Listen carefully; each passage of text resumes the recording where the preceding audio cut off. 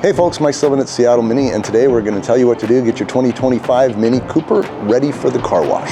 So getting ready to go to the car wash today, and we're going to get this car ready to go through the car wash so it doesn't stop itself in the car wash or make lots of noises and things like that. So the first thing we're going to do is we're going to push this button right here, which brings us to the driver's assistance window. And then we're going to choose driver's assistance, and we're going to choose safety and warnings.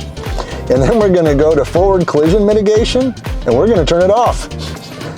And that way your car won't stop in the middle of the car wash. Then we're going to push this button right here. And this screen's going to come up, and we're going to turn off the sounds. And now the sounds won't be making sounds as you go through the car wash. And then just for fun, we're going to choose the car wash view, which only the cars with the front-facing camera has, and we're going to get to watch the car wash all the way through just for fun.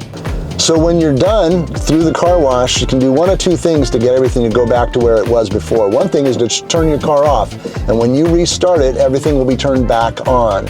Or you just jump right back in, go right back to the same spots you were before if you don't want to turn the car off, and then switch it to your preferred setting. Same thing when you're down here in the camera. You're going to go over here and make sure that that's on, because you do want those beepers going all the other times.